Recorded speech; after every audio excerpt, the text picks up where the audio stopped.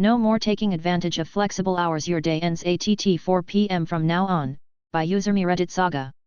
This happened a long time ago, about 13 to 15 years ago. I had just started a job at a government agency, where I was responsible for a big fleet of cars. My duties included driving the vehicles to various places like repair shops, tire companies, glass repair shops, and inspection centers. I also performed simple repairs myself, like replacing some light bulbs, not all. In addition to all of that, I hand washed and cleaned every car, both inside and out, refilled the windshield washer fluid, and made sure all the required items were in each car. Washing a car inside and out, checking the fluids, and making sure all the necessary equipment was present took a minimum of 45 minutes and a maximum of about an hour. About a month into the job, my boss decided I was taking too much advantage of my flexible working hours and told me that I had to stop working precisely at 4 p.m. So I decided to follow my boss's rule to the letter. As the days went on, and if it was after 3:15 p.m., I didn't think I had enough time to start washing and fixing another car. So instead, I did other small tasks like sweeping the floor or restocking the supply room. After a few weeks of this, my boss noticed that fewer cars had been cleaned and fixed in total. So he called me into a meeting to ask why. That's when I brought up his policy that I had to leave at exactly 4 p.m. and that I shouldn't be taking advantage of my flexible hours. The boss suddenly realized why I had been taking advantage of the flexible hours before. I was simply working smart. Some days, I would go home a little earlier after a car was finished, and on other days, I needed an extra 5 to 20 minutes to complete a car. It wasn't a daily issue, but it happened often enough that the boss's new policy created a problem. So after the boss had been thinking for a moment, he said that we should go back to the way I was working before. He apologized for his poor policy and admitted that he was wrong.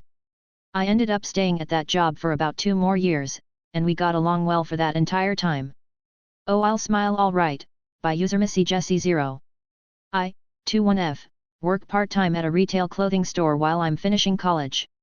It's your typical mall chain, overpriced basics, weird music, and managers who think the customer is always right even when the customer is actively shoplifting. One day during my shift, my manager Craig, 40s, always smells like axe and insecurity, pulled me aside and said, "Hey, I noticed you don't smile much. You should really smile more, it makes customers feel welcome." I said, "You mean be friendlier?" He said, "No, literally just smile more. Even when no one's talking to you. Just keep a smile on." Okay, Craig. You want smiles? You got it. For the rest of my shift and every shift after, I smiled. But not like normal smiling. I smiled wide, with too much teeth. I smiled while folding jeans. I smiled while sweeping. I smiled while telling a Karen we didn't have her size. I smiled at customers until they asked, "Are you okay?" One guy legit said I looked like I was about to snap. Another asked if I was in a cult. A little kid started crying when I greeted her at the fitting room. Co-workers caught on and joined me. We started calling it smile mode. By the end of the week, it looked like a haunted mannequin showroom. Craig finally told us to tone it down. I asked sweetly, still smiling, "Oh, I thought you said to smile more."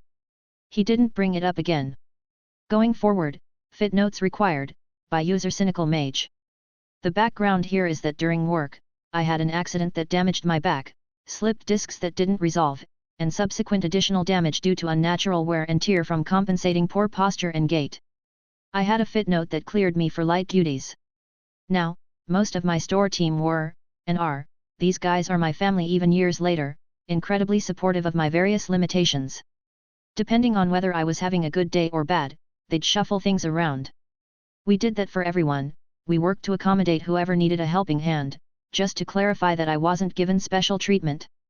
My main difficulty is standing still, sitting, walking, moving, those are fine. On a good day, I can stand at the self-checkouts for a couple of hours, with some pacing. On a bad day, not at all. Good days I can work delivery or backstock, bad days I did decorating, facing up, putbacks, write-offs and sitting on tills. However, one colleague was not.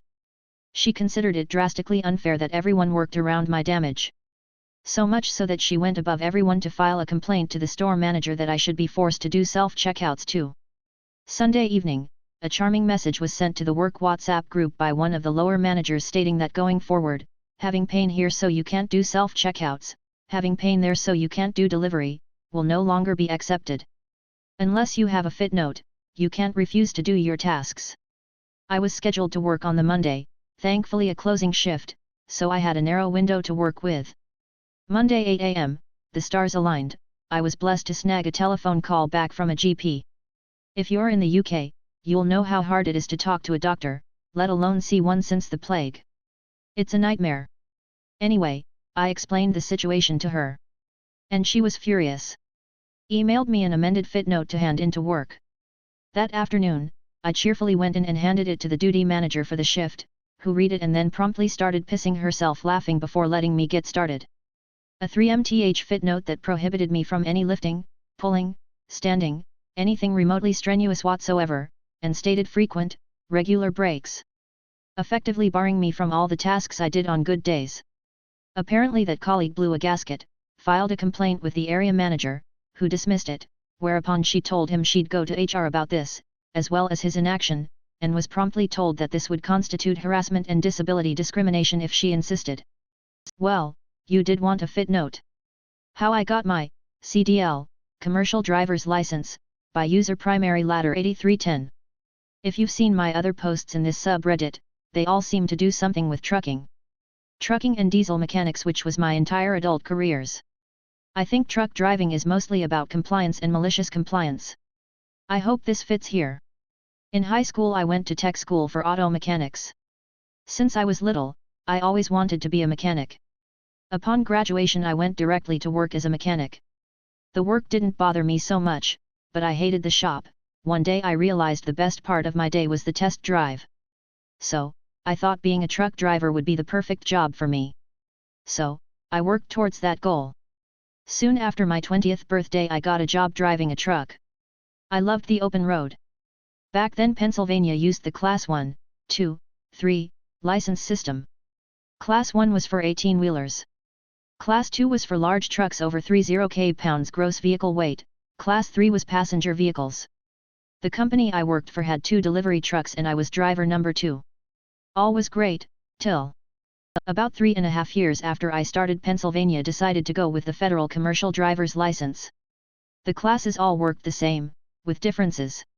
Instead of 1, 2, 3, it is now A, B, C. Class A is 18-wheelers, Class B is all other trucks over 27 lbs. And Class C was passenger vehicles. Class 3 and Class C vehicles only needed a regular driver's license to drive them. All other classes required extra testing to get the proper license. Once you had your truck permit you had to be able to get a truck and licensed driver to test drive and practice with. Then take the driving test. Followed by the written test, to get your license. I have a problem. I don't know another CDL driver, nor anyone who will allow me to borrow a truck to take the test. My only other option is to enroll into a truck driving school. At 20 living on my own, that was not an option. Our trucks were originally rated at Class 3 because they had no air brakes and weighed 28 lbs. The company chose this route so they could pay drivers less. However, with the federal class system, our trucks are now Class B requiring a CDL. So, the characters. There is me, OP. A20M truck driver. Fred 40ISHM, the company part owner, John 30ISHM, my manager under Fred. Pennsylvania had a 3-month deadline to get your CDL, or you cannot drive. One day John asks me, "Are you going to get your CDL?" I say I don't know. Is the company gonna pay for it? I don't know, said John. Let me talk to Fred. At this point I am the only driver they have. John and I work together well.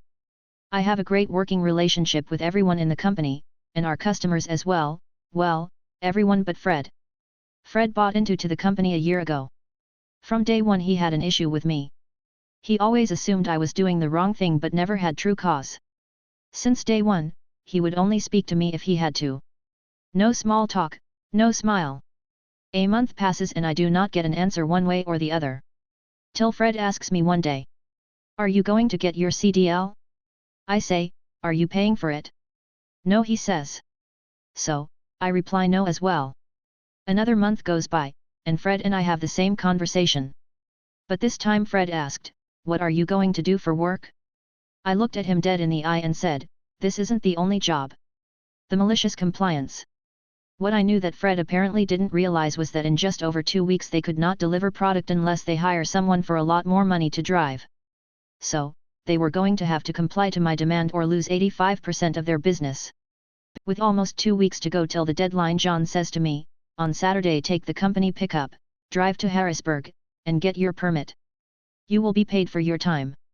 I found a few weeks earlier that if I drove the same truck for 3 years, I could get a waiver of the permit.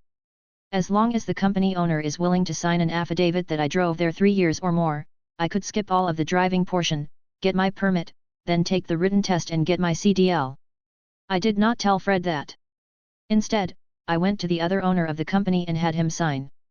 Saturday comes, I get on the road at 4 a.m. to be in Harrisburg DMV by 5:30 or 6 a.m.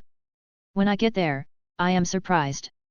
The line for the DMV runs out the door and around the block. I estimate when they open at 7 a.m. I will be about 500th in line. It took another 2.5 HRS, but I walked out with my permit.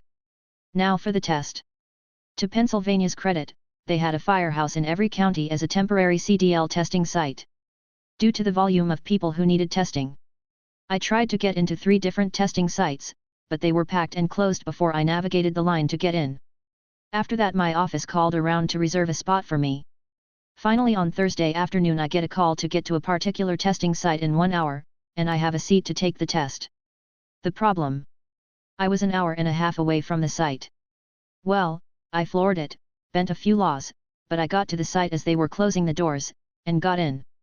To get a CDL you must pass the general truck test, and the air brake test. Then you can take the test for endorsements on your license.